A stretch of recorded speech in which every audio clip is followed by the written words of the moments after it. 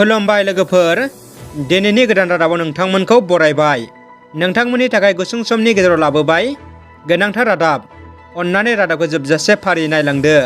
गिबि खौराङाव दङ बर' फिसानि देरगाथाव आरो गोजोनथाव खौरां।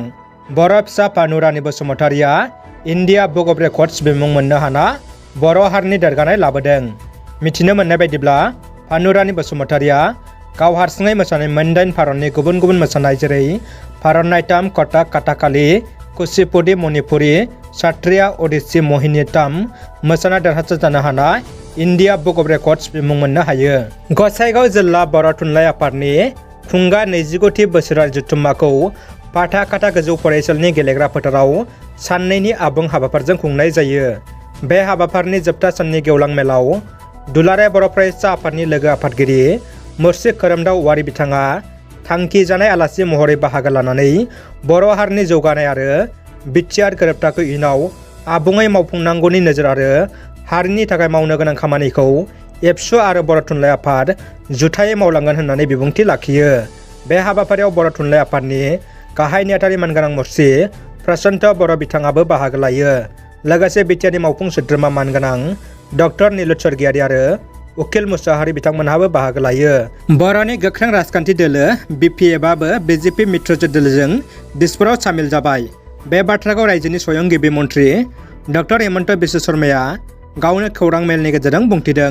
गिबि मन्थ्रि डक्टर हिमन्त बिश्व शर्माया बुंदों, बिपिएफ दोलोआ दिसपुराव सरकारखौ हेफाजाब खालामगोन, सरकारनि खामानि दामानि गासिबावबो सहाय खालामगोन। दिसपुराव बिजेपि आरो बिपिएफआ बिधान सभानि एमएलएनिल' बुजा-बुजि जादों, राजखान्थिनि गोरोबथा जायाखै होनना सिएमआ बुंदों। दानिया फैदो गुबुन मोनसे खौराङाव। गोजोनथाव खौरां, बिटिआरआव गासै गंबा जिल्ला जासिगोन। तामुलपुरखौ गोदानै जिल्ला बानायनायनि खामानिया आबुं जानो थांगासिनो। मैया प्रमद बर'नि बिटिआर सरकारा तामुलपुराव गोदान जिल्ला दाफुंगोनखौ लाना गोनांथार सावरायदों। गुबुन फारसे मानगोनां हादरसा बेंगिरि प्रफेसार जगदीश मुखी बिथाङा तामुलपुर महकुमाखौ तामुलपुर जिल्ला महरै दानायाव गनायथि होबाय। तामुलपुरा बिटिआरनि बाथि गोदान जिल्ला जाबाय।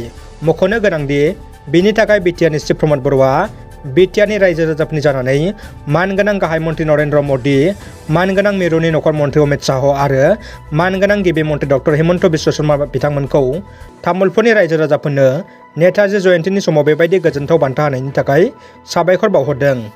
बर' सावथुन मुलुगनि मुंदांखा सावथुन दिहुनग्रा आरबि फिल्म प्रडाक्शननि सायाव मिथिमोनै दुष्ट चक्रनि गाज्रि नोजोर। फारि फारियै आरबि फिल्म प्रडाक्शन इउटुब चेनेलाव होजानाय मिउजिक भिडिअ एलबामफोराव कपिराइट क्लेम हरनायनि गोख्रों अजदखौ बिगोमा मुंदांखा फावखुंग्रि सावथुन दिहुनगिरि रिया ब्रह्म आरो बिथोनगिरि राजा नार्जारिया होदों। माखासे सान सिगां सुखबिर कार्जि आरो रिया ब्रह्म फाव खालामनाय गोदान एलबाम नयन बरगयारी रोजाबनाय गोरबो बिखा एलबामखौ कपिराइट क्लेम हरनायनि उनाव आरोबाव दा लिंसार दैजि फाव खालामनाय आफ्रिकानि डान्स एलबामखौबो कपिराइट क्लेम हरो। जाथायनि सायाव दायनिगिरिखौ संदानना दिहुनना गोख्रों आयेननि राहा लानायनि बाथ्राखौ राजा नार्जारिया बुंदों। लोगोसे बेफोरबायदि मेगन गोसानि खामानिया बर' सावथुन मुलुगनि थाखाय खहा गोनां आरो दुखुनांथाव होनना बुंदों। जोबथा खौराङाव दङ बर' हारिनि सासे दैदेनगिरि मानाव गेदेर मनेस्वर दैमारिनि गोथार जुलियाव आसुनि बोसोनगिरि सुमुज्जल भट्टाचार्यआ फैना आशीर्बाद होफैदों।